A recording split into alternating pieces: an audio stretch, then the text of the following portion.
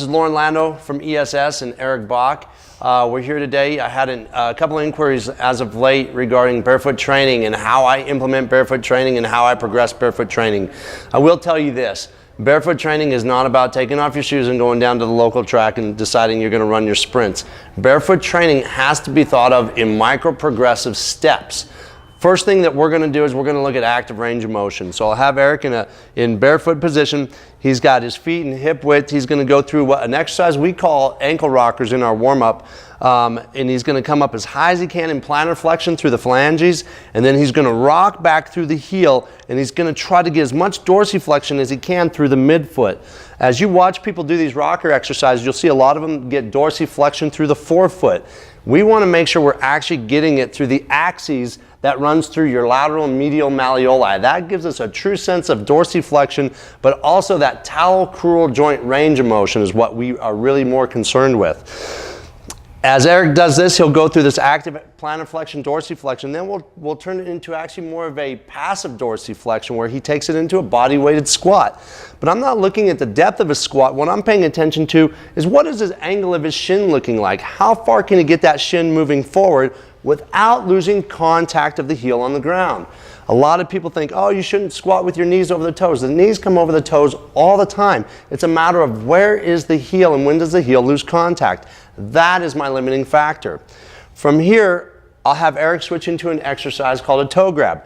Same thing, commonly used as a hamstring stretch, but I look at this as a tibial range of motion exercise.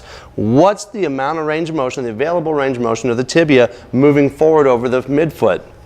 As you can see, Eric does a good job of keeping his heels fixed to the ground as the shin moves forward. And that ultimately allows him to fold into a good squat position. So once we've assessed this and we know that he has good quality range of motion, he's got good bilateral range of motion, now we're going to work into some exercises of stability. The very first one we're going to do is medicine ball circles, where Eric's going to stand on one leg and he's going to hold the medicine ball out in front of him, and he's going to alternate between a counterclockwise and a clockwise rotation with the arms.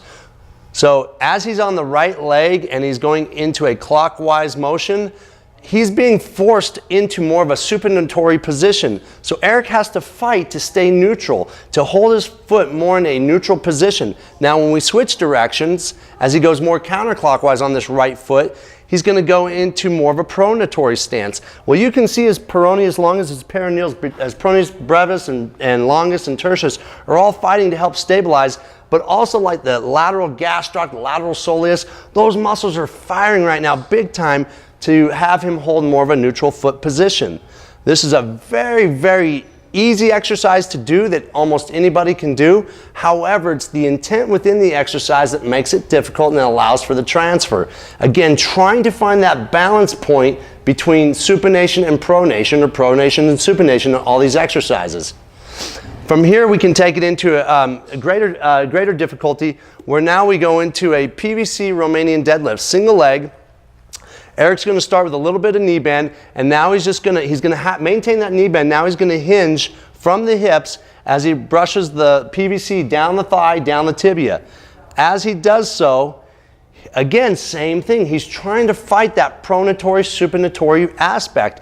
As he bends over and the center of mass starts to flex, he's going to go into more of a pronation stance. So he's got to do all he can through the foot, through the hip, and through the trunk musculature to help overcome those forces to help him stay more neutral. A more neutral foot is a more stable foot. Good, we'll go one more.